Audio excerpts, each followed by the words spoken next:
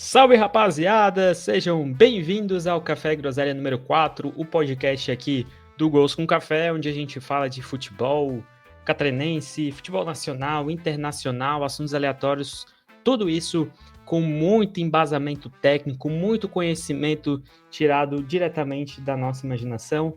A gente não trabalha com achismo, eu acho, e a gente vai trazer o novo episódio semanal para falar um pouquinho de assuntos do momento. Você que acompanhou o último episódio viu que na semana passada a gente falou sobre o Campeonato Brasileiro, o calendário de futebol do Campeonato Brasileiro, do futebol brasileiro. Aí hoje a nossa CBF quis mexer os pauzinhos, viu? Você viu primeiro aqui. A gente fala um monte de besteira, mas no fundo tem uma verdade. Fica aqui a dica do Luan, do apresentador desse programa. Vamos rodar a vinheta que a gente já vai voltar com os nossos convidados. Hoje, além do trio titular, temos o quarto elemento para fechar o quadrado mágico. Apresento após a introdução.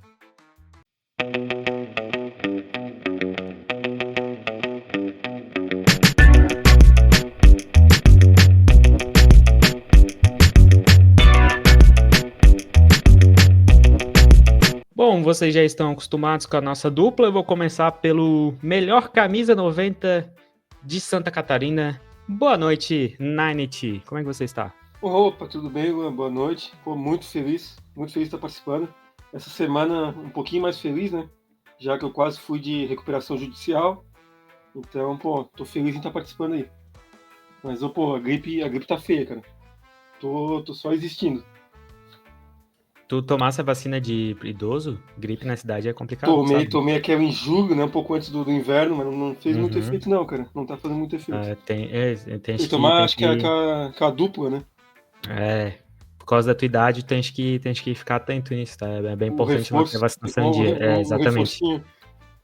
O Gols com Café não é anti-vax, mantenha suas vacinações em dia, fica aqui. E o Ministério da Saúde adverte. Alan Guiar, nosso narrador, conseguimos ele um pouquinho antes da sua viagem a trabalho, lá para Londrina, para cobrir o Campeonato Brasileiro de Kart, se eu não estou enganado. Seja muito bem-vindo. Vamos poupar um pouco a sua voz hoje, porque essa semana vai ser puxado, né, Alan? Boa noite. Boa noite, pessoal. Boa noite, mesa. É isso aí mesmo. Tô indo amanhã. Quando vocês estiverem escutando, eu já estarei indo, né? Porque o Luan lança o episódio sempre às 7 da manhã, já estarei viajando nesse momento. E é isso, meus amigos. Eu acho que é uma semana muito legal. O Bruce caiu, né? Então a gente já fica assim mais pensativo do que pode acontecer no futebol. Alô, Rodrigo Blog. Olha aqui, ó, tem alguém rindo do Brusque, ó. Mas é isso. Os assuntos são legais, os assuntos são polêmicos, são legais. E olha, teremos um programa legal pela frente. E um abraço também pro Matheus Deichmann também, né? Então, o Alan tá aqui criticando o Brusque, eu vou dizer que eu sou contra a crítica ao Brusque, tá? Só pra deixar claro nesse canal, quem está escutando a gente. O quarto elemento, o único, por enquanto, que já participou aqui do nosso canal. Hoje não teremos, para alegria de vocês, a cantoria. Meu amigo Boni, seja muito bem-vindo ao Café Groselha número 4. Peraí, só um pouquinho. Queres fazer? Pode cantar, eu deixo. Não, eu tô cansado, desculpa, pode seguir. Boa noite, bom dia, boa noite, boa tarde, boa madrugada para todo mundo que tá ouvindo a gente. Muito obrigado pelo convite, uma honra enorme estar aqui. Já começo falando que eu acho que tem que criticar todos os times, tá? Só pra deixar claro. Que bom que o Brusque caiu, com todo respeito, mas eu gosto da disputa, eu gosto do entretenimento. A gente tem que ser ofensivo mesmo, é isso aí. Tu gosta da disputa quando não é o teu time no rolo, né? Quando não tem um ABC, quando não tem uma recuperação judicial, daí tu gosta da disputa, né? Safado. Aí a gente deixa quieto, né? Se fosse o Café ganhando é porque era hipócrita, mas tudo bem. O Timboni quer ser cancelado já no quarto programa, já. Sendo que ele fez 2. Tá bom. Muito bem. 50% de aproveitamento, tá bom? Melhor eu ser cancelado que vocês, né? Então... É melhor ninguém ser cancelado, né? É o nosso cavalo de Troia. Isso, tem um boi de piranha. Tem duas coisas positivas. A gente sempre chamar um convidado pra ele ser o cancelado e o Ninety, que ninguém sabe quem é, que daí ele pode ser cancelado que ninguém sabe, né? Não vai apanhar na rua, não vai ser ofendido no estádio, entendeu? Exato. E continue assim. Pô, tá muito bom assim. Isso que vocês não sabem, que o Nine é uma inteligência artificial. Ficou doente como qualquer outra inteligência. Pegou um vírus. Exatamente. Pegou gripe Literalmente. como qualquer inteligência artificial séria pegou gripe. Exatamente. Senhoras e senhores, deixamos um assunto pendurado da última semana, uma pergunta do nosso querido ouvinte André Stank sobre a seleção brasileira. Estamos chegando a mais uma data FIFA, o Brasil que se recuperou nas últimas rodadas e que essa semana vai enfrentar a Venezuela, e o outro jogo de terça-feira, eu não sei contra quem é. Uruguai. Muito obrigado, Languiar. Na Fonte Nova, é isso? Exatamente. Bahia. Coisa linda. O tema de hoje, então, é a seleção brasileira. O que está acontecendo com a amarelinha, que não está conseguindo mais encantar o público brasileiro, está longe da torcida brasileira e está até a última data FIFA estava muito abaixo na tabela, se recuperou um pouquinho mais. Começo com o nosso querido Nanit, desculpe. O que você acha o que está acontecendo com a amarelinha? Bom, não sei, será que eu estou errado em imaginar que é um pouco do reflexo do próprio calendário que a gente falou nas últimas semanas também? Acho que é um pouco da precarização do nosso futebol, né? A gente depende sempre de um cara específico, né? Quando não é o Neymar, agora é o Vinícius Júnior. Quando era o Vinícius Júnior, era o Ronaldinho Gaúcho. A gente está sempre dependendo de um jogador só, né? A gente não consegue ter um elenco muito forte. Não faço ideia do que está acontecendo com a seleção brasileira. Não imagino e não tenho ideia de soluções. Algo que não me passa pela cabeça. Muito obrigado, Nanit. Alan, você que é o mais experiente depois do Nanit aqui, você que já viu o Brasil ser 2 vezes campeão do mundo, o que você acha desse momento da nossa seleção? O que o Nanit falou faz sentido, só que eu acho que não é só isso. Eu acho que é um acúmulo de questões. O que ele fala sobre ter sempre alguém que vai ser o salvador da pátria, eu concordo plenamente. E aí, por coincidências e por N outras questões de planejamento, de base, né, de várias coisas que acontecem no nosso futebol, a gente não tem 4, 5, 6, 7 jogadores que decidem um jogo, né? Tipo, top, o melhor de cada posição, digamos, né? Como a gente tinha ali em 94, que tinham 4, 5 jogadores que eram os melhores de suas posições no mundo. Em 2002 também, os 2 laterais eram os melhores do mundo, o meio-campista era o melhor do mundo, o atacante era o melhor do mundo, né? Na sua posição. E aí a gente não precisava de um elemento só, né?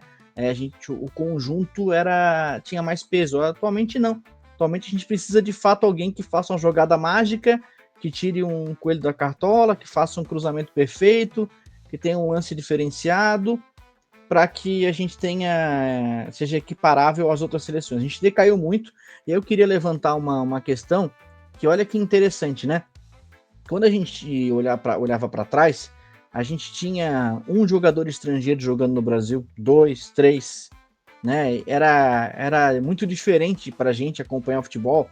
2000, 2002, 2005, ali, por aí, voltando aí uns 20 anos, mais ou menos, era muito, muito estranho a gente ver um jogador que não era brasileiro jogando no Brasil. Chamava atenção.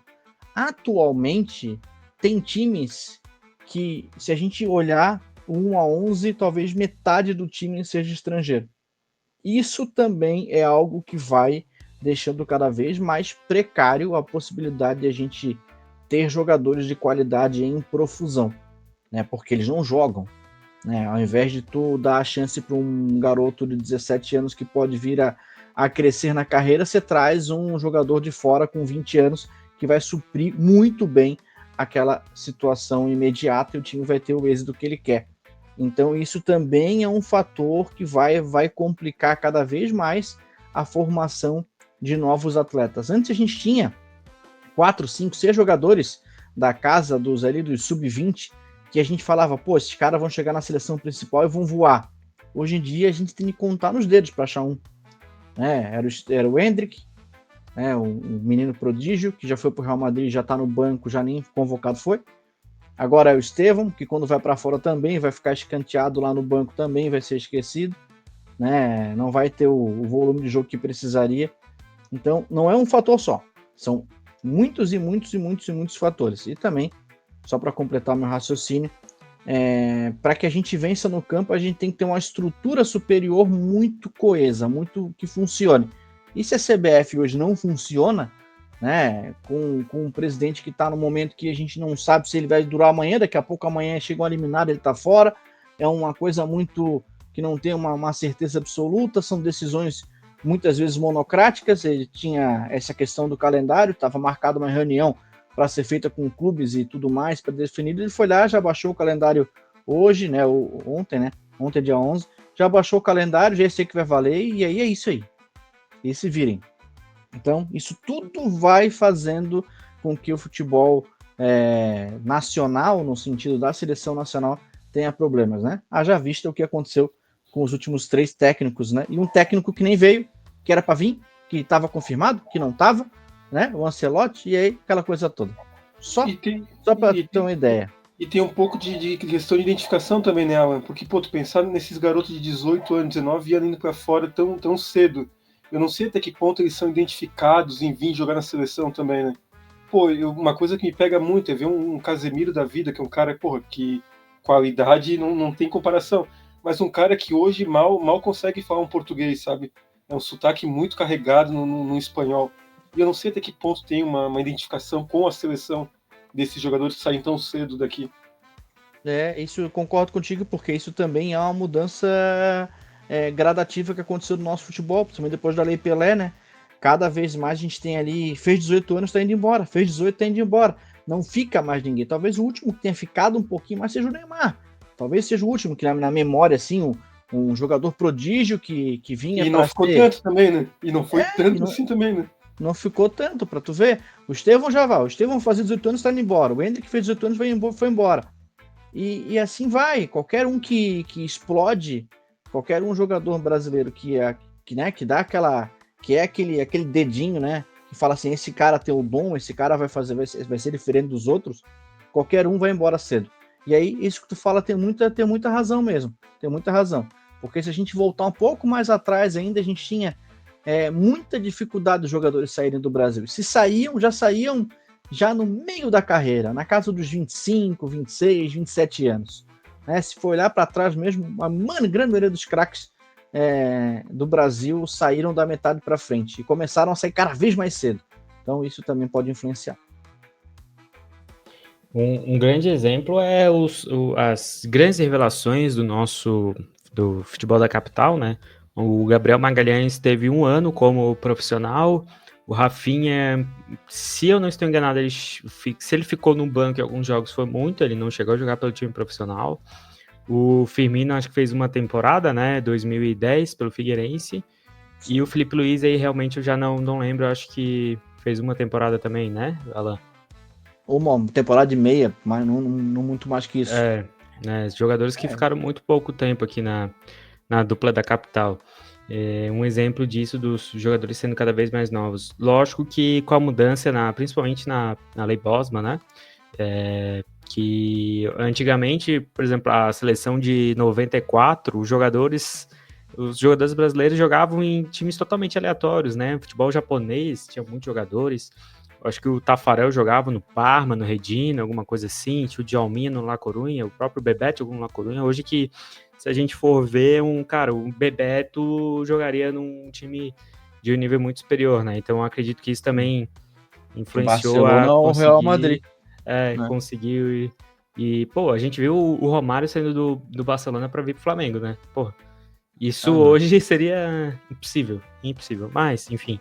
Gustavo Timboni, você que é o jogador, também jogador, você que é o mais jovem, é o garoto da base, vamos dizer assim, do nosso programa, o que você acha que pode estar influenciando, né? Tu que não sei se chegou a ver Roberto Carlos, Cafu, Rivaldo, Ronaldo, o que tu acha que está influenciando para esse distanciamento e poucos títulos recentes da seleção brasileira? Então, primeiro que eu concordo com tudo que os meus colegas da mesa falaram. Eu cheguei a assistir os grandes craques, mas eu era muito pequeno, então pouco me lembro. Pouco lembro do meu pai, principalmente, falando sobre a seleção, sobre o orgulho, sobre os títulos, sobre como ele era feliz assistindo a seleção. E eu já peguei, quando eu comecei a a entender de futebol, etc., aí já era 2010 para frente, Holanda e todas as eliminações que foram frustrantes. Eu acho que hoje em dia a gente tem jogadores também pouco identificados com os clubes, mas poucos identificados e com pouca vontade de jogar pela seleção. Eles meio que, na minha opinião, óbvio, chegam na seleção só para jogar. Sim, ele vai jogar e acabou. Eles não vão defender a seleção brasileira. Não é um negócio mais aquele negócio que você via que o cara fazia de tudo para se esforçar para ele chegar na seleção, porque era o auge da carreira dele. Mas agora, que nem vocês falaram, para ir pro Barcelona, pro Real Madrid, é uma coisa muito simples. Ele, antes de chegar na seleção, ele já foi. Então ele meio que não tem mais aquele grande objetivo de chegar na seleção para ser o destaque, para quem sabe ganhar mais dinheiro jogando no Barcelona, ter um maior destaque no Real Madrid, fazer uma carreira ilustre no Manchester City, chegar no Bayern de Munique como craque. Não tem mais isso, entendeu? Meio que pularam-se etapas. Vocês estavam falando sobre os jogadores, e eu, claro, sou mais novo que vocês, então, para mim, os grandes destaques brasileirão, claro, Neymar, obviamente, mas eu lembro muito da época que o Gabriel Jesus jogava no Palmeiras, que eu até fui no jogo do Figueira, ele fazendo gol na gente. Ele permaneceu mais tempo no Palmeiras e foi um pouquinho mais tarde para lá, indo para o Manchester City, ao invés de seguir o caminho tradicional do Barcelona e Real Madrid. Mas é muito isso. Eu lembro até o Felipe Luiz, quando ele saiu daqui, ele não foi. Claro, ele não é um lateral, então ele não foi contratado para o Real Madrid, etc. Ele foi para o La Coruña também. O próprio Firmino, quando ele saiu daqui, ele foi para o Hoffenheim. E temos uma diferença que a partir de 2015 foi muito direto isso. Não tem mais aquele time de escalada em que o jogador vai se destacar. E sobre o que falaram de jogadores estrangeiros aqui no Brasil, é impressionante que até os times menores, com menos poderio financeiro, uma folha mais enxuta, tem muitos jogadores estrangeiros mesmo assim. Temos aí, por exemplo, com todo respeito aos times que eu vou citar agora, temos tanto Cuiabá, Atlético Goianiense, que são times que normalmente eram mais, se você pegar lá para 2010, 2011, era um time, aquele time que ficava na zona de rebaixamento, ele sempre era um time ou com medalhões ou com muitos jogadores da base. Hoje não, hoje são muitos estrangeiros e um medalhão ou outro, um jogador da base ou outro, então não tem aquele cara que vai jogar e se destacar. E tem também o ponto de que lá para quando o Brasil ganhou as Copas em 94, 2002, a gente tinha muitos jogadores da seleção do Brasileirão, quase todos, quase sua totalidade. Tínhamos grandes jogadores jogando entre si aqui em São Paulo, Palmeiras, Corinthians, e daí eles meio que se entendiam, se conheciam, se comunicavam mais, tanto fora da seleção quanto dentro. Então eles já se conheciam, já tinham meio que formava esse elo para poder chegar na seleção já como uma unidade, não como o cara que tá jogando na Espanha falando espanhol, o cara que tá jogando na Inglaterra falando inglês, todo mundo jogando num esquema diferente, eles se encontram a cada 2, 3 meses, eles não estão nem aí para o Brasil e para a seleção, eles só estão querendo ganhar o dinheiro deles e boas. É complicado. Não, é só deixar registrado aqui, né, que o Gustavo é contra o Campbell no Atlético Goianiense, né? O Joel Campbell é contra o... Por favor. Não. Bolazier no Criciúma. Não, o Bolazier é gigante, o Pita no Cuiabá.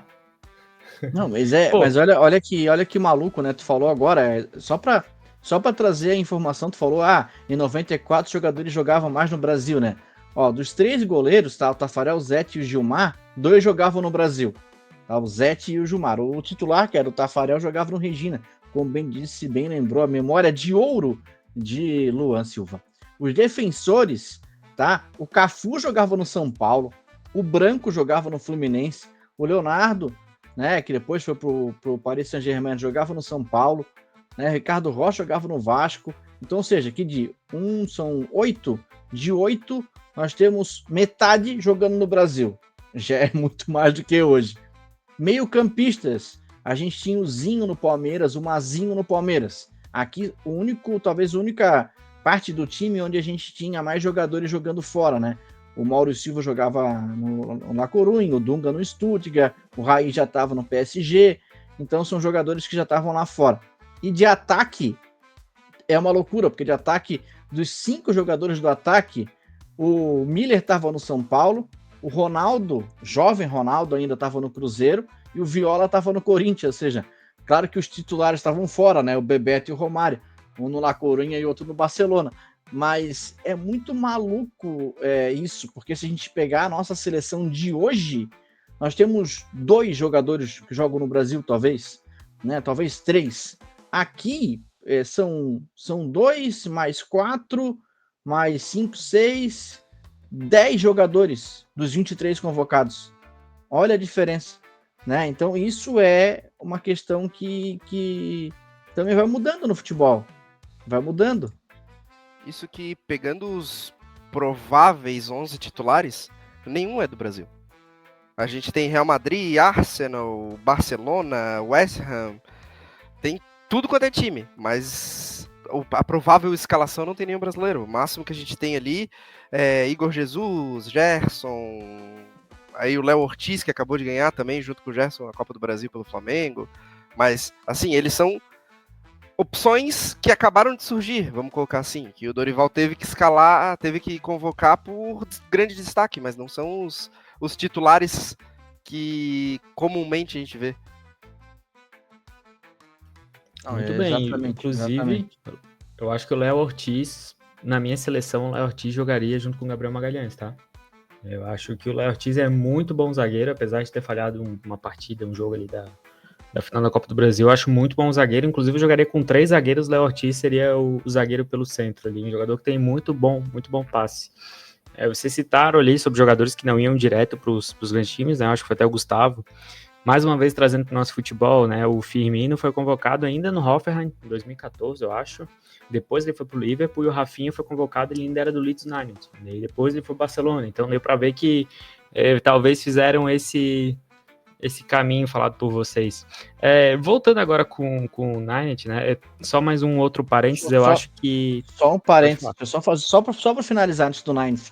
Eu olhei rapidinho em 2002, tá? São 13 jogadores. Eu contei aqui, enquanto vocês estavam falando, eu contei. São 13 jogadores do Campeonato Brasileiro. E o meu campo é todo do Brasil. Vampeta, Gilberto Silva, Clebson, Ricardinho, Juninho, Paulista e Kaká.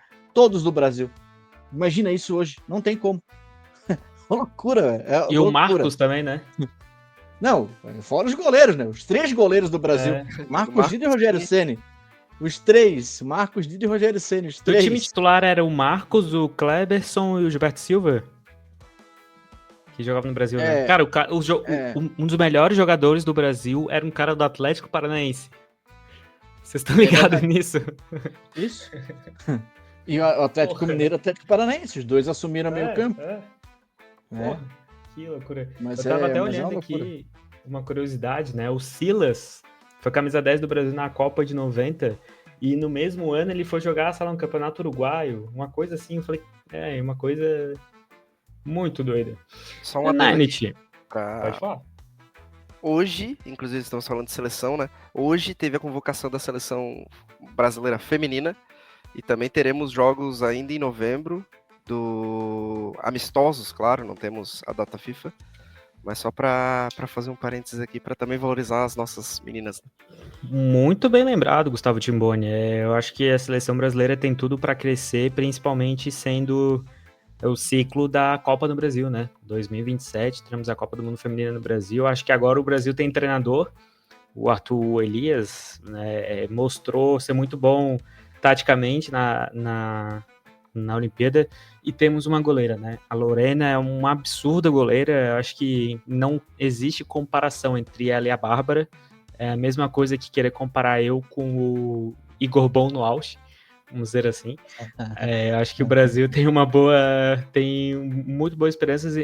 principalmente na Copa, que o Brasil não vai ter 3 das suas maiores estrelas, né? Que a Formiga se aposentou faz um tempinho já, a Cris, não sei se vai chegar, e a Marta também não sei se vai chegar para a próxima Copa. E além da Tamires, também não sei se chegará lá, mas 4, vamos dizer assim, dos grandes nomes da seleção brasileira. A gente falou sobre as trocas ainda, né, de treinadores na seleção brasileira. Tivemos a saída do Tite. 1 ano o Tite ficou falando, tô indo embora. Aí a seleção não se movimentou. Teve o Ramon Menezes, teve o Diniz interinamente, ficaram esperando o Ancelotti, e do nada surgiu o Dorival Júnior. Na minha opinião, o treinador da seleção brasileira ele tem que fazer mais com menos, né? Ele não tem muito tempo para trabalhar, ele tem que tentar encaixar as peças ali, não tem muito que tentar implementar um estilo de jogo diferente. Então eu quero ouvir do Nanit se ele acha que o Dorival é o melhor nome para estar na seleção. E recentemente tivemos ventilado novamente na seleção brasileira Pep Guardiola. Nanit, o que você acha sobre o treinador da seleção brasileira? Não vamos levar o Barroca para a seleção, tá, Nanit? Dos humanos, eu acho que o Dorival é um bom nome. Eu não desaprovo total ele, não. Mas aí, voltando para a contradição, que sabe que a gente gosta de se contradizer, né? Eu falando em não ter identificação com a seleção, pô, tem que dar uma chance pro Guardiola, né? Vamos dar a seleção na mão do homem. Vamos ver se ele consegue fazer uma coisa diferente. Vai atrás dele. Esse contrato acabando com o City aí, olha. Agradece o Dorival. Dorival, tu é bom pra caramba. Tu é um nome de calibre com a seleção, mas a gente vai buscar algo a mais aqui. A gente vai arriscar um ET pra dirigir essa seleção. E dar essa seleção na mão do Guardiola. Inclusive, quero ver se não tira o leite de pedra. Queremos você aqui, hein, Dorival Júnior? Eu não sei se é leite de pedra, eu não sei se a seleção brasileira é tão fraca assim. Mas até vocês estavam falando ali sobre a quantidade de estrangeiros no Brasil, né? A melhor liga do mundo não tem a melhor seleção do mundo, né? É um bom ponto também. Né? A Inglaterra não tem tantos bons nomes. Se a gente pegar no Manchester City, né? Como a gente diria, né, Nanit? Tem o Walker, o Stones e o Foden, vamos dizer assim, o Grealish, eu acho. Tem 4, 5 e o Grealish. Isso, Mas eu acho que é a mesma coisa que o Brasil. Entendeu? Para mim é a mesma coisa que o Brasil. Se tu olhar todos os times da Inglaterra, da Premier League, a maioria dos times tem a maioria dos jogadores que não são ingleses. Para mim é a mesmíssima coisa. E aí quando chega na hora do vamos ver, na hora do cara tem que ter experiência, a seleção inglesa dá uma patinada, porque falta essa experiência. Porque os jogadores, às vezes, ele é o goleiro reserva do time e é o titular da seleção. Não joga no time. Já aconteceu na seleção inglesa. Não agora, mas já aconteceu em convocações anteriores. Então, é muito complicado isso. Então, acho que é um risco tremendo a gente já não fazer uma regra no Brasil de 5 estrangeiros por time, porque tá meio vaziando isso. E aí depois não adianta reclamar. E cada vez mais, né? E cada vez mais vindo gente, né? Cada vez mais gente, até de nome, tá saindo do controle realmente. E fazendo um paralelo da seleção brasileira com a seleção inglesa, me parece que é a mesma situação, porque a seleção inglesa tu não vê aquela garra, aquela vontade de representar a Inglaterra, sabe? É tipo a mesma coisa que acontece com o Brasil. Os jogadores estão lá só pra completar a lacuna. Meio que são obrigados, né? O patrocinador mandou tu ir. Antigamente, a gente tinha... quando tu perguntava para um jogador jovem de 14, 15 anos, qual é o teu sonho? Cara, a resposta de 9 entre 10 era jogar na seleção brasileira. Hoje, se tu fizer a mesma pergunta para um guri da base aqui, que joga na base de Avaí Figueirense, que tem os seus 15 anos, a pergunta que eles vão dizer talvez é jogar na Europa, entendeu? Talvez a resposta que eles vão dar eu quero jogar no Real Madrid, eu quero jogar no Barcelona, ou qualquer outro clube estrangeiro.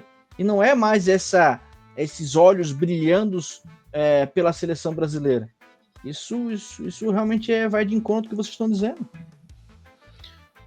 Na questão dos estrangeiros, eu acho que a gente pode trazer... Eu acho que a gente já debateu isso no Café Cápsulas, né, Naint? A gente pode trazer, quem sabe, um bate-papo aqui sobre isso no futebol brasileiro. Eu já sou o contrário, eu já tenho uma opinião um pouquinho diferente, que para mim o cara de uma seleção da Conmebol tinha que ser liberado. Eu já seria assim, eu já faria um futebol brasileiro nesse sentido, mas a gente deixa aqui a sugestão de pauta para o nosso próximo programa. Não sei se o Gustavo e o Alan têm alguma coisa para complementar sobre os treinadores, Guardiola na seleção, Dorival Júnior, Alan? Eu acho que o Guardiola é um nome espetacular, só que assim, eu acho que a gente tem que tomar muito cuidado quando a gente projeta um técnico de clube numa seleção. O Guardiola é um técnico de clube. A gente ainda não viu o Guardiola treinando uma seleção onde não tem tempo de treinamento, onde tu convoca e tem 3 dias para treinar os caras. Ele conhece os atletas? Conhece, em sua grande maioria. Mas daí a tu conseguir botar na cabeça dos atletas como eles têm que jogar, do jeito que o Guardiola quer que eles joguem, talvez não tenha um tempo tão hábil assim. Então, o treinador de seleção, para mim, ele tem que ser muito mais enérgico, no sentido de colocar o que ele quer o mais rápido possível, né? E aí, às vezes, até um pouco mais, ser mais grosseiro, né? O estilo Filipão, né? Que fez o primeiro ciclo dele bom. É aquele esquema de, vamos juntar todo mundo aqui, a gente é uma família e vocês vão aprender. Entendeu? A gente tem que tomar, acho que tem que tomar um pouquinho de cuidado. Eu acho que não é uma coisa tão simples assim, botar o Guardiola e achar que ele vai resolver, porque talvez ele não tenha tempo para isso. Eu concordo super. Gustavo. Principalmente na parte que a gente pensa que o Guardiola ele tem os times que ele quer. Os jogadores da seleção que for. Por exemplo, claro, a gente tem o grande exemplo do Barcelona do Guardiola, que a grande maioria era espanhola. Claro, que tinha o Messi despontando, o Suárez despontando ali também. Eu nem lembro se o Guardiola chegou a pegar o Suárez, porque tem uma lacuna ali. Mas era a grande parte do Barcelona espanhola. Mas no City é diferente. Tem todas as nacionalidades. O goleiro é brasileiro. O camisa 9 é brasileiro. Ou era, né, no caso do Jesus. E daí, no meio, hoje o camisa 9 é norueguês. Então, tipo, quando ele pega uma seleção, que nem o Alan falou, é completamente diferente. É outro mundo. São outros jogadores que ele tem disponível. Então, é difícil. Do Barcelona do Guardiola, eu acho que era o Messi, talvez, o Mascherano, eu acho, na zaga, e o Dani Alves, que não eram os espanhóis, né? Eu acho que os outros todos eram, não lembro quem que era o lateral esquerdo desse time. Acho que era o Jordi Alba já, né? Mas era Jordi Alba, Pujol, o outro zagueiro, Adriano, Mascherano, acho. Pode ser o Adriano, tinha o Davi Villa, né?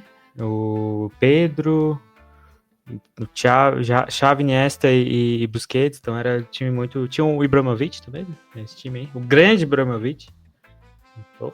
E ainda assim pegou uma super geração espanhola, né? Exatamente. Então, campeão do mundo, né? Praticamente com o mesmo time. Piqué, né? Pô, Piqué. Tá no Barcelona também. Esqueci do Piqué. Piqué e Puyol. Porra. Esqueci desse detalhe. Ibrahimovic e Piqué, né? Grande história. Mas é isso, falamos da eu concordo um pouquinho com o Alan, tá? Eu acho que o Guardiola na seleção não é uma coisa tão fácil assim, não. A gente tem o melhor time do mundo com um baita treinador conhecido por fazer as peças renderem melhor no seu estilo, contrataram um baita atacante e o time não tá rendendo, né? Alô, Ancelotti. Ele tá lá sendo bastante questionado, perdeu também o Toni Kroos, e não tá aquele começo de temporada que muito se imaginou que seria do nosso querido Carlo Ancelotti e do Real Madrid. Falamos um pouquinho da seleção brasileira, agora a gente vai para a pergunta. Hoje tivemos apenas uma pergunta da nossa audiência.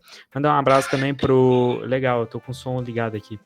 Pro André Stank, que mandou a pergunta que a gente respondeu em meia hora nesse programa falando sobre a seleção brasileira.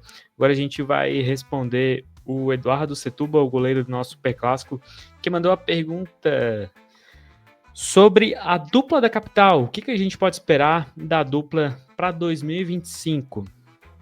Seguinte, esse já é um dos assuntos que a gente vai tratar nos próximos episódios, então a gente vai ter um episódio exclusivo para falar do 2025 da dupla da capital. Estamos só deixando finalizar o campeonato para ter, principalmente também o Figueirense, as contratações, né? Quem será o treinador? Do Avaí já tem o treinador, já teve algumas... Pra ter o que falar, né, Luan? Porque hoje não tem o que pra gente falar, poder né? planejar melhor, né? Hoje não tem o que falar, a gente não sabe quem vem, não sabe quem vai, então não tem muito o que dizer. Mas que reza, a gente né? sabe- Espera acontecer alguma coisa pra gente falar. O que a gente sabe do Figueirense é que talvez tenha, né, a recuperação judicial foi aprovada pela Assembleia, daí tem que ter a homologação para ver se vai vir o investimento, enfim, tem bastante assunto do Figueirense pendente, assim como do Avaí, que a gente teve a manutenção do trabalho do nosso querido Dudu e do Anderson Moreira para a temporada 2025, alguns nomes já saindo, enfim, a gente vai falar isso no próximo episódio. Vamos para o próximo assunto da pauta, queridos. Vamos. Eu esperei um sim! Vamos. Eu falei. Obrigado. Vamos lá, bora. Obrigado. Vai. O assunto mais polêmico do Café Groselha. Queremos falar como a gente classifica um time grande. O assunto, vamos deixar só em âmbito nacional, tá? Falávamos dos times do futebol brasileiro. Eu vou começar com a parte... Eu vou dar uma colher de chá, Nani, pro lado de lá. Gustavo Timboni, como é que se classifica um time grande no futebol brasileiro? Já começa com a bomba, né?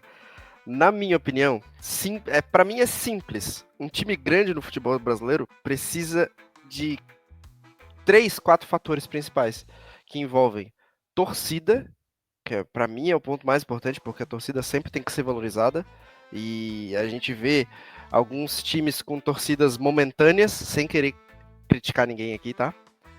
Torcidas momentâneas de quando temos uma boa fase do time, a torcida vai. Fala. Não posso. Fala. Já eu quero ser cancelado pelo lado... criticando o Novo Horizontino. Alô, torcida do Mirassol, hein? Inclusive eu vi os caras na ressacada, torcida do Mirassol, duvido. Mas assim, a gente pega, por exemplo, a dupla da capital, que sempre mantém um público recorrente, sempre tem pelo menos uns 5 mil a 10 mil indo, assim, não importa a fase que o time esteja. Enfim, isso é só o primeiro ponto de torcida, mas eu acho que a tradição também, aquele time que tu sabe que ele pode dar um trabalho, tu sabe que ele, mesmo numa má fase, ele tem chance de alcançar voos altos.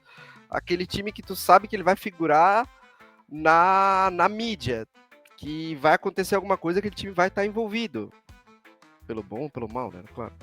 E claro, a gente tem que sempre pensar na quantidade de títulos, né? E às vezes um time pode ter muitos títulos, mas não tendo torcida e não tendo...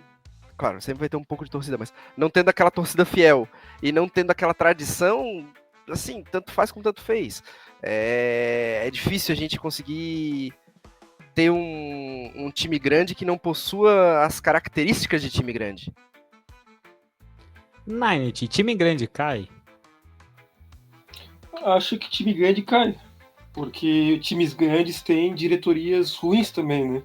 Então, na camisa só, time grande não fica, não.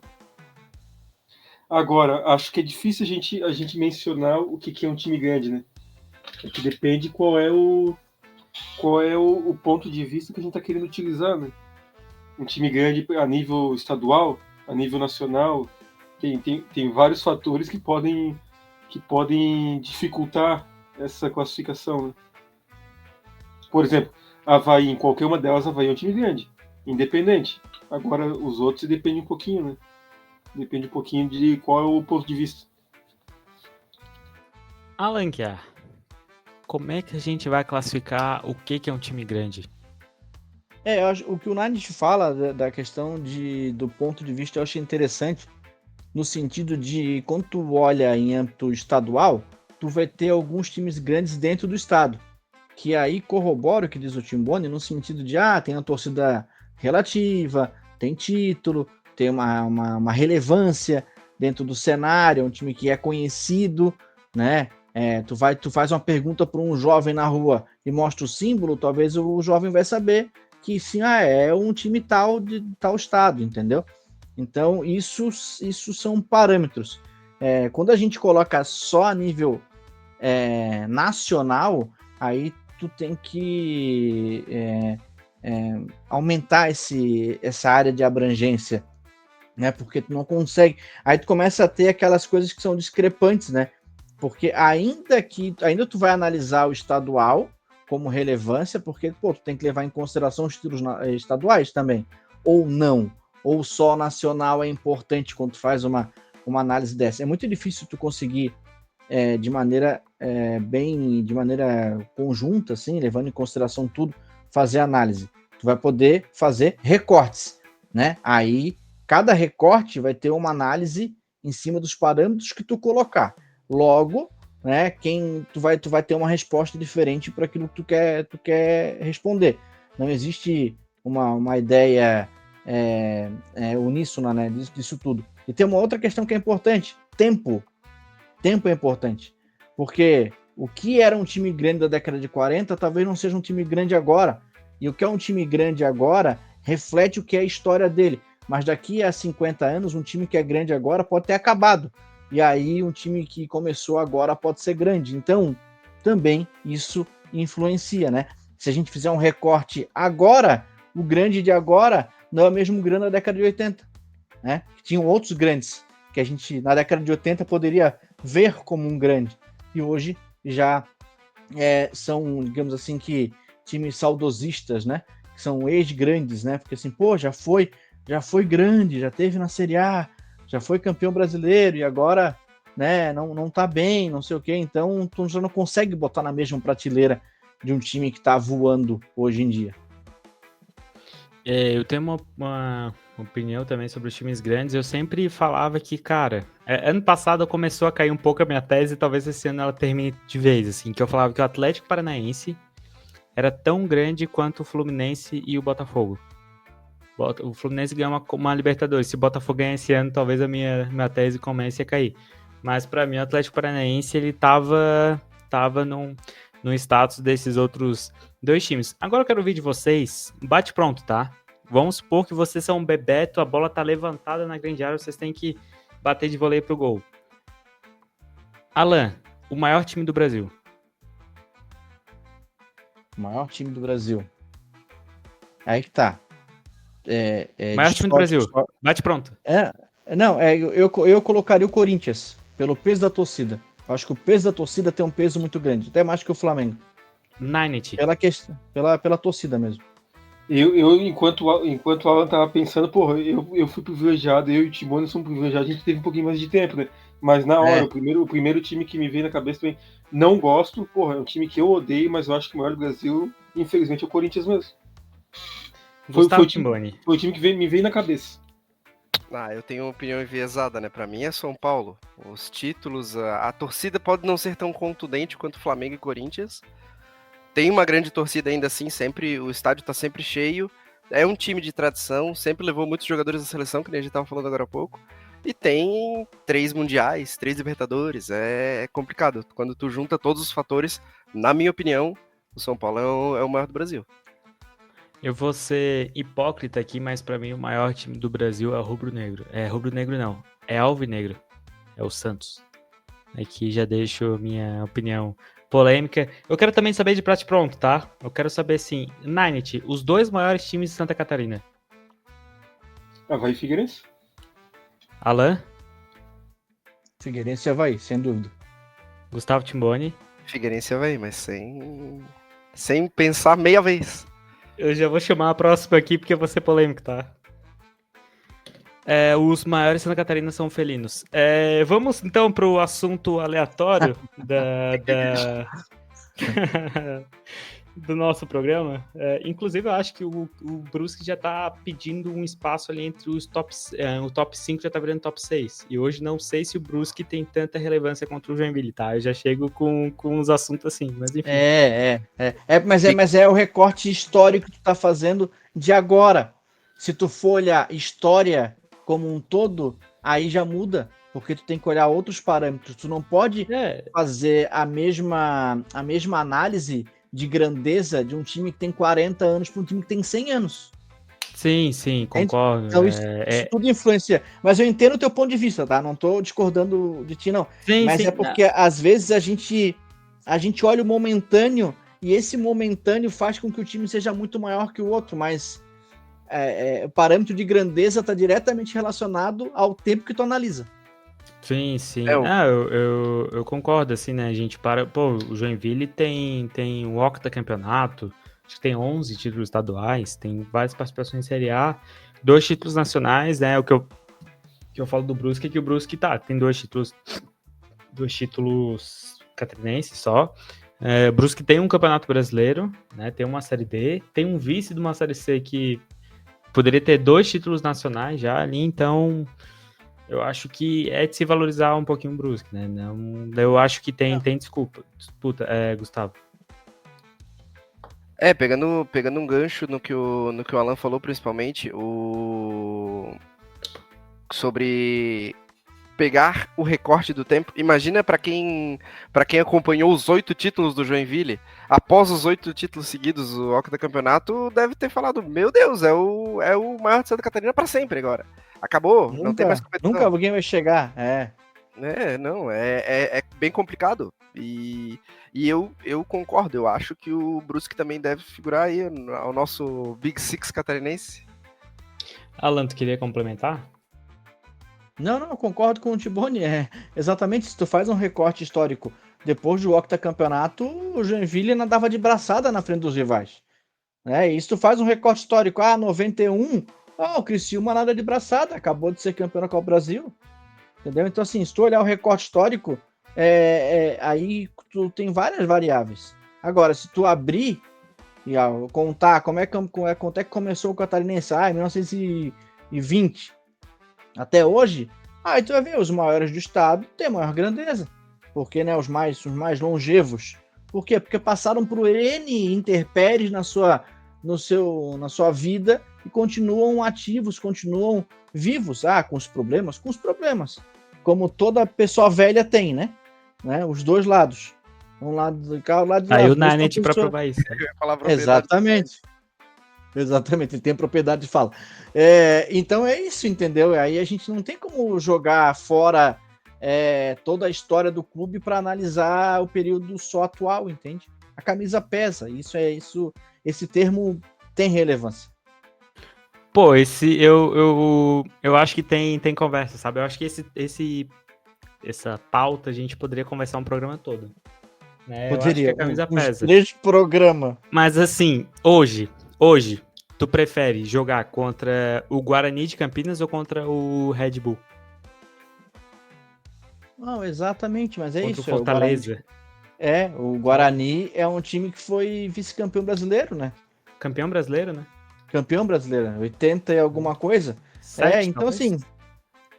Acho que é por aí. 86, 87 é polêmico. Tem um probleminha 87 é polêmico. Deu uma falha na entrega do troféu 87. O Luan que arruma mais um campeão pro 87. O Correio que ia entregar no Recife entregou no Rio de Janeiro. Deu uma falha na entrega. Mas é isso. Posso soltar uma opinião polêmica? Uma opinião polêmica, vai. Sobre 87. O campeão brasileiro de 87 é um rubro-negro. Deixa aqui minha informação. É verdade. Eu posso contribuir que tem um pouquinho de amarelo, mas deixa passar. Vai, continua. Exatamente. Não, esse assunto a gente trouxe pra pauta, que esse é um assunto que não tem certo ou errado. Por isso que é legal de debater, porque cada um tem um ponto de vista e é isso. Só que assim, já vamos jogar.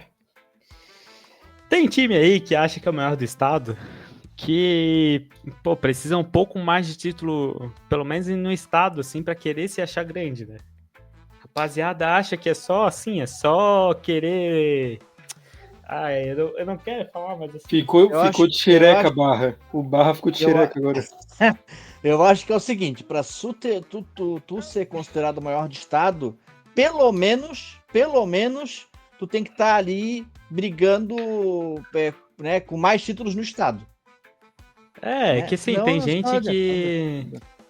que nasceu faz 10 anos e acha que é grande, pô. Isso também é o recorte histórico. Que é o maior do estado, tá? Que é grande pode ser, mas que é o maior do estado, o pessoal já tá achando demais. Tá? Concórdia. Fica ligado aí, Concórdia. Tô falando de vocês. Pedra Branca Futebol Clube. É, Ali do Oeste. Não, que Com esse- certeza. O que foi, Nath? Foi, com certeza vocês foram no time do Oeste, do Concórdia. A gente vai. Eu vou ser cancelado lá pelo nó tático lá do Pode Mais, lá da Rádio Oeste Capital lá. Mas assim, Alô, Baldão. o Dudu Florel é nosso passo, tá tudo certo. E, aliás, não entramos mais em Chapecó. só pra completar aqui, teremos mais um catarinense da Série C ou não? Eu acho que não. Eu acho que Eu acho que não também, acho que a Chapa escapa. Gilmar Dalpozo, né? O homem salvou 2 times esse ano. Eu acho que fica assim, eu acho que fica como tá hoje. Acho que fica com um time na Série A, 2 na Série B, 2 na Série C e os... Ó, Série A acho que tem que tomar cuidado, hein? eu acho que fica. Acho que fica. Pode Cravei até aqui. Cravou? Tá bom. Veremos Cravei. no final do ano. Alô, Parmontes, tamo junto. É isso, então, falamos de seleção brasileira, falamos de como se classifica um time grande, deixamos a opinião aqui dos nossos comentaristas sobre o maior time do Brasil, sobre o maior time do estado, né? E agora a gente vai pro assunto aleatório. Para deixar registrado aqui, nenhum dos nossos convidados sabe qual que é esse assunto aleatório. E não. E isso que é o perigo. A gente não vai falar da escala 6x1, vamos dizer assim, da PEC, tá? Porque a gente não tem capacidade, a gente gosta de se meter em coisas que a gente não tem capacidade de opinar. Mas esse é um assunto muito mais técnico do que a gente pode falar aqui, tá bom? Ó. Então, Bonito, assim, bonito. a escala do Nine, do Ninety, do Ninety, não, do Ninety não é essa, mas a escala do Gosto com Café é 1/6. Né? Já tá nessa, já. É por aí. Mas esse assunto, infelizmente, é um assunto da semana, mas a gente deixa para quem tem capacidade. Assunto sério demais pra gente poder brincar nesse momento. Exatamente. É um assunto que tem que ser bem debatido. Alô, Erika Hilton, se você quiser participar aqui com a gente para explicar um pouquinho mais da PEC, tá aqui aberto no nosso canal, né? Enfim, você que deve estar ouvindo aqui, né? Deputada de São Paulo, né? Vai ser um diferencial para provar a PEC participar aqui. Exatamente. E a gente pergunta para ela qual é o maior time de Santa Catarina também. Eu acho que ela vai saber responder. Para fechar as assinaturas, ela só precisa participar daqui. É o que falta. Exatamente. Ué, vai que os deputados de Santa Catarina estão ouvindo aí, né?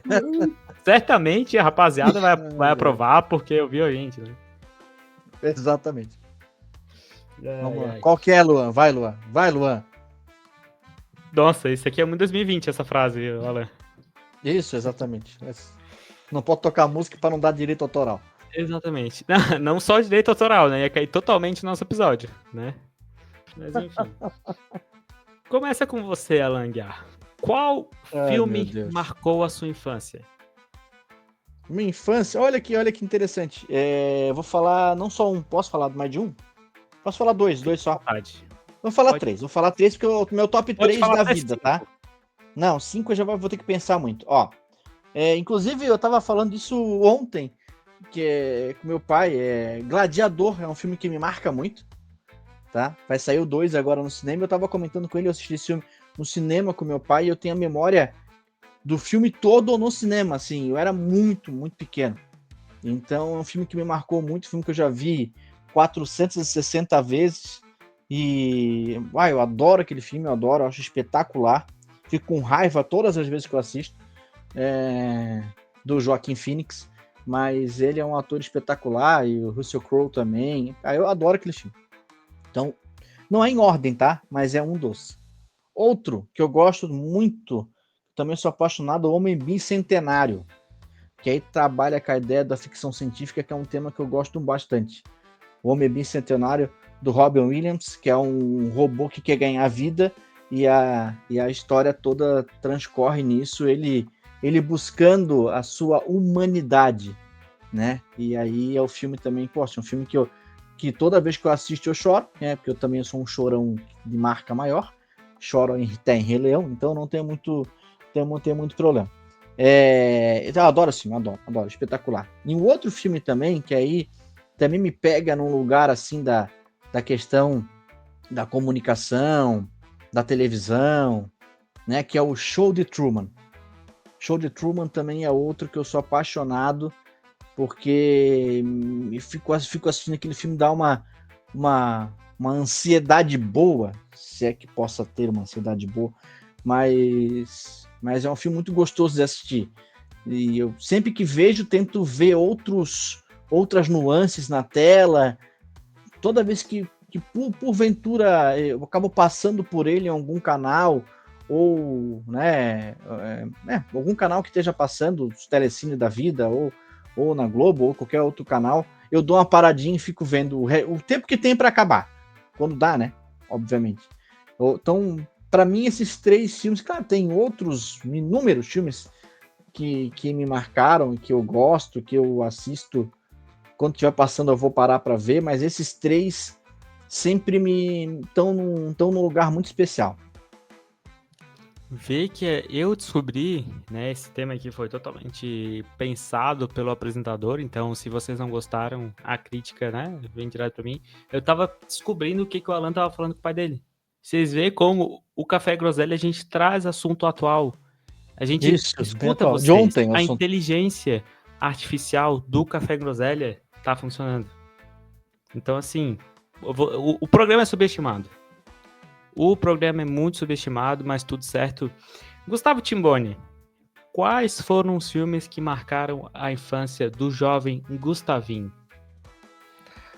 Primeiro eu queria só falar que a escolha do top 3 do Alan foi sensacional. O Show de Truman, principalmente, é um filme assim que eu acho sensacional. Quem não assistiu, por favor, assista. Mas o meu top 3 não são filmes que marcaram a minha infância, porque durante a infância, até hoje em dia, eu assisto muita animação, mas os meus filmes favoritos são O Iluminado, que é simplesmente um filme que me marcou demais, até por eu gostar bastante do gênero. Então, eu sempre fico buscando cada vez mais assistir ele de novo, sempre que estiver passando, porque eu adoro aquele filme. Ainda tem que assistir a continuação do Doutor Sono. Continuação entre aspas, um pouco assim. Gosto bastante também, agora fazendo um link com o Show de Truman, Brilho Eterno de uma Mente Sem Lembranças, que aí já pega um pouco do lado não tão comédia do Jim Carrey, que é um filme que pega bastante da ficção científica, que eu também gosto, e romance, que faz parte dos meus gêneros favoritos de filmes, e A Espera de um Milagre, que é um filme que me faz chorar assim, ó, me debulhar em lágrima. Um filme sensacional, assim.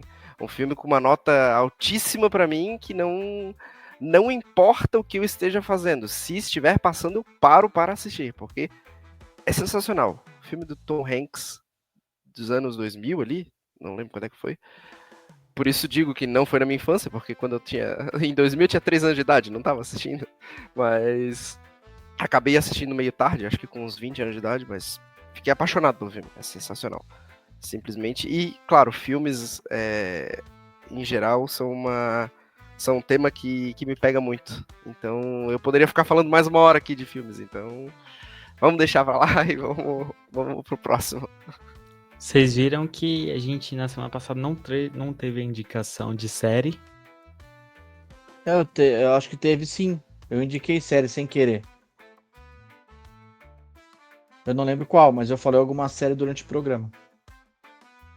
Ninety, o seu primeiro... O filme que recorda a sua infância é o Ronda Garden Sen?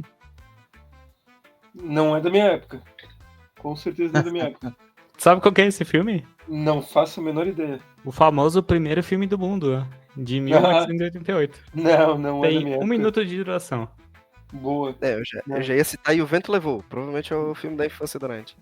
Por aí, mas eu não assisti também não. Eu sou culturalmente muito, muito ruim com relação a filme. minha infância toda eu assisti muita comédia, mas não nada que me vem à cabeça de ter marcado a minha infância.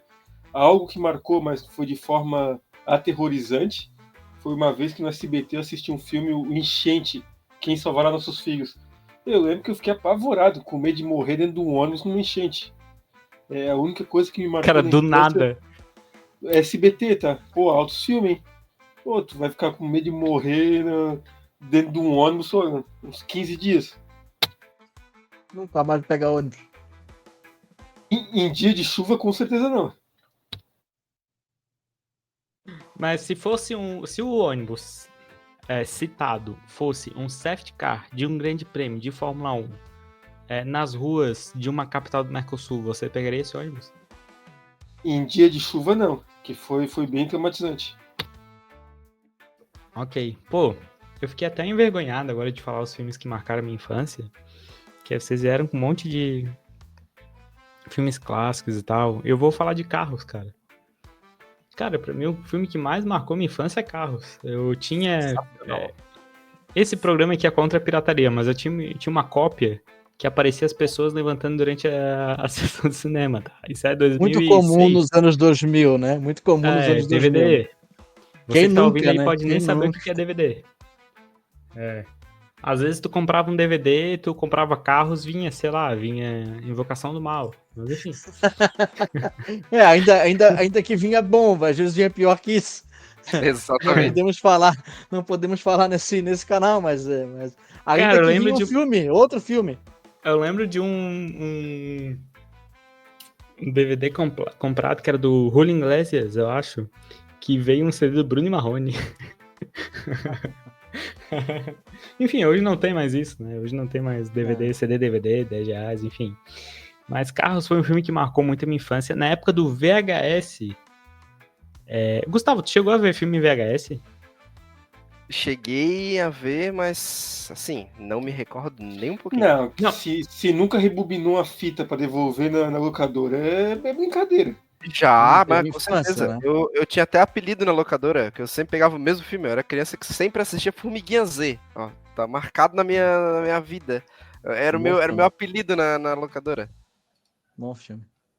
Eu lembro a última vez que eu vi uma primeira memória que eu tenho do VHS é um VHS verde do Rei Leão. O Rei Pô, Leão exatamente esse verde. O Rei Leão lançou um VHS verde. O normal era ser preto, né? E aí eu lembro assim na minha memória, Tinha azul chegar também, na casa né? dos meus primos e eles estavam botando um negócio verde no aparelho de VHS. E era um... Não, e eu quando era criança que botei um controle remoto dentro do aparelho do VHS. Criança sempre faz uma criancice, né? Criança, bicho. Eu não sei o que eu queria fazer, mas estraguei o VHS de casa. Muito bem. Parabéns. Eu lembro de ver muito pra aprender, né? A Espada Era Lei. Eu lembro de ver Nossa. muito esse VHS. Deixa eu ver. Meu Deus, não pode ser de 63 esse filme. Cacete, é de 63 esse filme. Tarzan, tu viu também, garanto. Tarzan, eu gostava muito de Tarzan. E eu assistia muito também, era um... Cara, é um outro filme muito velho. E parece que eu sou velho, eu não tenho nem 30 anos. E eu falo do Gustavo, nossa, Gustavo, tu viu tal coisa? A diferença minha do Gustavo é de 350 dias, né, Gustavo? Acho que até menos. Acho que deve ter 360 e... Não, 350 e pouquinho, 353, pá. Mas um dos filmes que mais me lembro é Você Já Foi à Bahia. É esse aqui Olha, mesmo. quando a Disney quer visitar o Brasil, né? Que cara, o esse filme é de 45. Pato Donald vem à Bahia para conhecer o Zé Carioca. Cara, que loucura. Só o filme velho. Pô, nossa, tá desbloqueando muita coisa na minha memória aqui.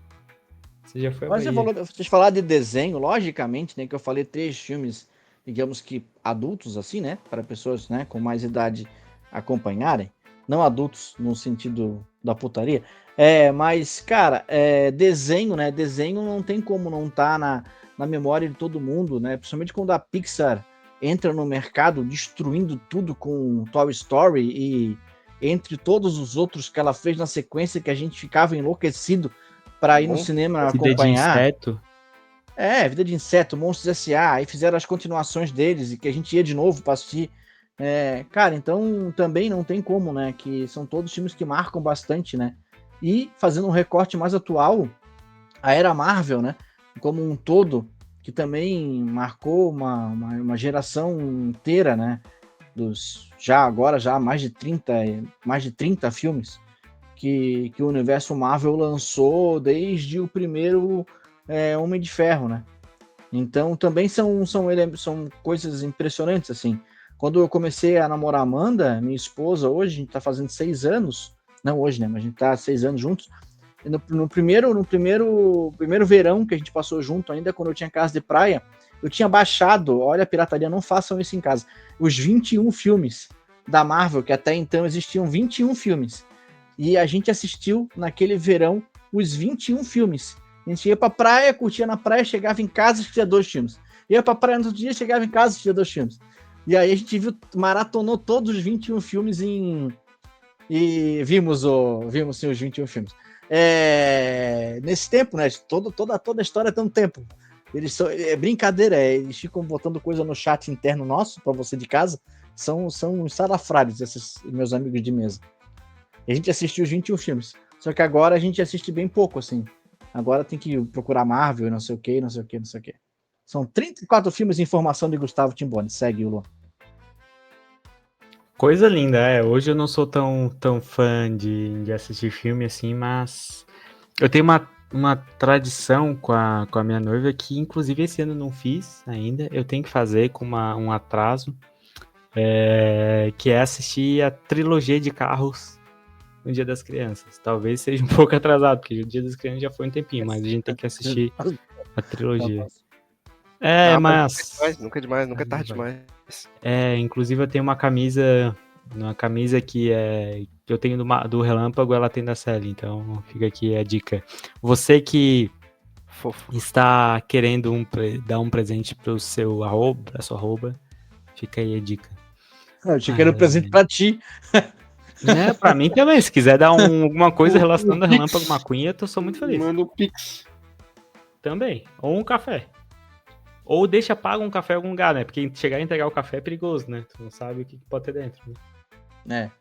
Outra coisa também que é filme né? Permeou aí, muita gente assistiu, né? Tu falou de trilogia, né? Assistir a trilogia dos 3 em sequência, né? Muita gente também fez a trilogia do Senhor dos Anéis, né? Os 3 na sequência, 12 horas de filme. Aí junta os amigos para assistir, faz uma comida. E galera assiste em conjunto, assim, os 12 horas de filme, que era uma loucura, né? Tu imagina, o filme de 3 horas e meia eram os primeiros filmes tão grandes que apareciam, assim, né? Quando os Seus Anéis foram lançados. É feio não ter assistido nenhum? É feio. É feio? Bah. Tão feio quanto o Luan não entendido da WWE. Então já assiste essa semana. Pá, aí ferrou, legal. Só um adendo aqui. Teve uma época quando eu era pequeno que eu assisti os 10 filmes de Sexta-feira 13. Que na época, os primeiros foram Sexta-feira 13, depois começou Jason, o 7, Jason X, Jason não sei o quê. Que eu e meu pai éramos viciados em filme de terror, assim, então a gente assistiu, em uma semana a gente assistiu os 10 filmes, assim. Foi uma experiência, assim, que eu não faria de novo, porque eu era bem pequeno, mas eu fiquei viciado em filme de terror, então... No final já eram os filhos do Jason, né? Então, era tipo assim... Tipo assim. Eu não tô entendendo. Ô, Luan, tu não viu o Senhor dos Anéis, Luan? Fala ao vivo, não vi também, cara. Não vi então, Senhor dos Anéis. Vocês dois se organizem e assistem juntos. Pô, eu nunca vi Senhor dos Anéis, Harry Potter, nada. Aproveita e junta a mesa, todo mundo assistia. Não entro, não gosto. Pô, acabei de achar aqui o VHS do Você Já Foi à Bahia por 200 pila pra vender, né? Enjoei. Cara, eu acho que eu tenho esse filme, inclusive. Pila. 200 reais. Mas não tem, mas o ruim é ter aparelho VHS, né? É o pior, né? É o pior. Comprar o VHS. Pô, deve estar todo mofado as coisas, né? Não deve mais dar de assistir, Não deve. Pô, acabei de achar um VHS verde aqui, caramba. O VHS verde é das antigas. Só quem viu sabe. Massa. Deve estar em uma obra, deve estar em museu hoje. Que massa. Deixa eu ver, se o verde tá... Deixa eu ver quanto aqui. 75, é do filme do Pateta. Esse filme do Pateta. Realmente, cara, um dos primeiros VHS que eu tive era um do Sandy Júnior. Aliás, vocês lembram quando o Sandy Júnior tinha uma série na Globo? Claro. Claro. Assistia todo domingo, né? Era domingo, não era domingo, depois do almoço? Todo domingo, depois do Didi. Depois o do. Didi. Perto do almoço, assim, né? Que era o Didi, era o programa depois do Globo Esporte e logo depois já vinha. Esporte Né, Espetacular. isso, o Esporte Espetacular. E logo já vinha na sequência, né? O Didi e depois vinha Se eu não me engano, era, né? Exatamente. Muito que bem, deixamos aqui as nossas dicas. Como é que se fala uma pessoa que entende de cinema, Nanit? Cinéfilo. Cinéfilo. Desculpa, não era pra mim, desculpa, foi mal. O Nanit prometo que é eu não corto mais o Nanit. Não, nós todos somos Nanit. Porra, só ficou muito ruim pra terminar o programa. Meu Deus. Então Mas não só o termina ainda. Nanit é velho. Então rola mais um pouquinho. Só pra Porque lembrar, só o assim, Nanit é velho. quando vi o processo, aí quero ver todo Serenite. Pensando nisso que nós temos que ser unidos, né? Na hora do coisa tem que dividir. tá famosinho, tá no Nós hype. temos que achar um advogado pro nosso time aqui. E uma casa opções. de tigrinho. Tem duas opções. Por que tu acha que eu já tô gravando conteúdo junto com o Yuri do Bancada? Por que tu acha que a gente tá chamando o Cláudio Cascarte? Já estamos se aproximando dos advogados, é isso aí. Vocês acham que... Alô, Cláudio. Tu acha que é uma simples participação assim, né? Pô. Querendo. Inclusive, vamos tentar as próximas semanas chamar o Cláudio aqui. O Cláudio vai ser o nosso participante que vai falar um pouquinho da... Opa, saiu o gol aqui agora, peraí. Saiu gol. Ao vivo, rapaziada do Futebol 7 ali meteu um gol agora. Tá.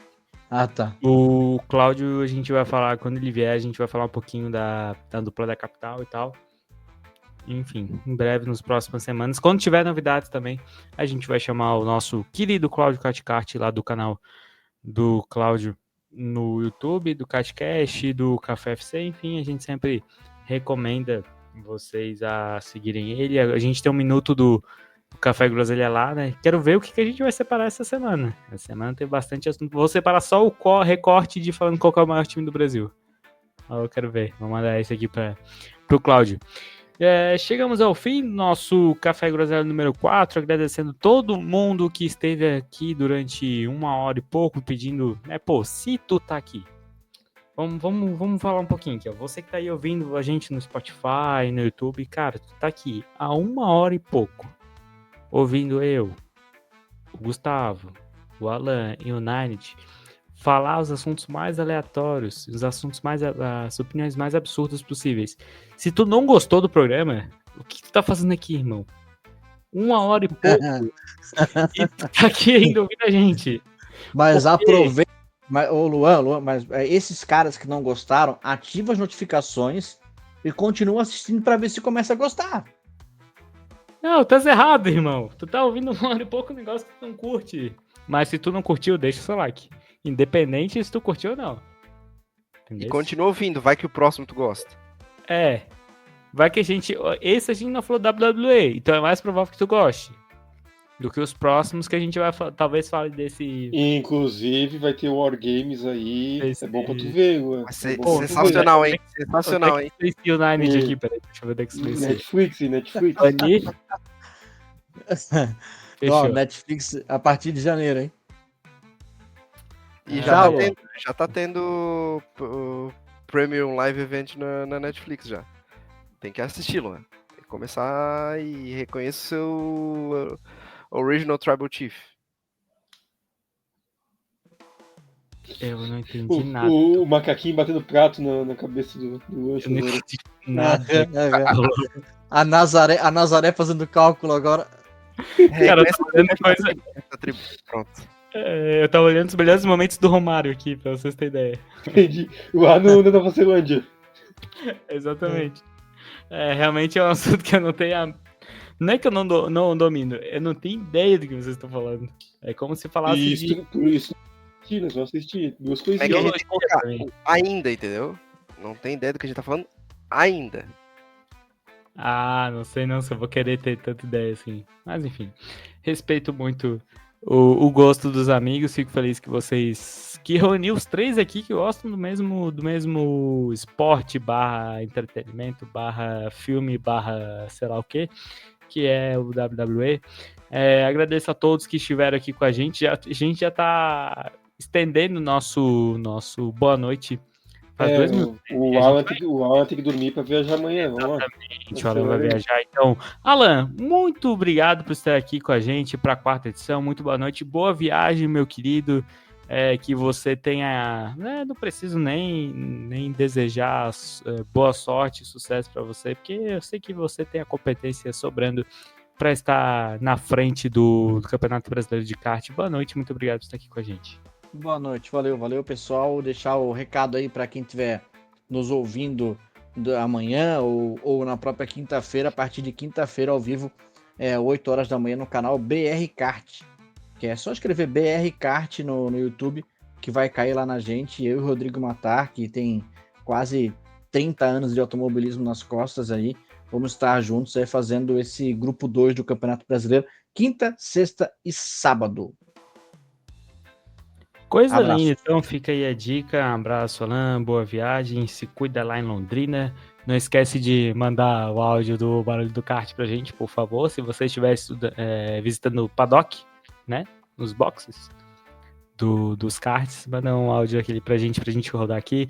Nanit, boa recuperação pra você. Valeu, bem, boa noite. Opa, tudo certo, obrigado. Boa noite pra todo mundo aí. Boa noite pro Timbone, obrigado por mais uma vez tá colando com a gente aí. Um abraço pro Alan, boa viagem para ele também. E até a próxima, Igor. Boa noite para ti também. Obrigado, meu querido. Boa recuperação. Gustavo Timbone, você que eu recordo que ficava um pouco chateado por o pessoal não te chamar de Gustavo, né? O Gustavo Timbone, que sempre foi conhecido pelos seus apelidos. Não sei se eu já falei aqui, né? Chama de GVT, como era popularmente conhecido pelos campos de futebol pela região. Muito obrigado por estar aqui com a gente, falando de futebol, de filmes, de assuntos aleatórios. Realmente, agora que eu vi o chat aqui, eu não tinha nem visto, né? Fica a gente deu dica de filme infantil para você ver com a Olivia aí. Fica aqui o nosso beijo para a Olivia. Gustavo, muito obrigado por estar aqui com a gente e até a próxima. Muito obrigado pelo convite, sempre vou agradecer vocês, porque é um prazer enorme estar aqui falando muita groselha, dando muita opinião, que eu tenho certeza que vai ser invalidada, porque minha opinião é às vezes meio polêmica, mas não tem problema, o importante é contribuir. Uma boa recuperação para o Night, uma boa viagem para o Alan, e sempre que vocês quiserem me convidar, eu estou aqui disponível para a gente bater um papo. Coisa linda, muito obrigado, você será sempre convidado. Obrigado a todos que acompanharam o Café Groselha número 4, deixa o like, inscreva-se no canal Gols com Café. Até a próxima semana, tchau, tchau.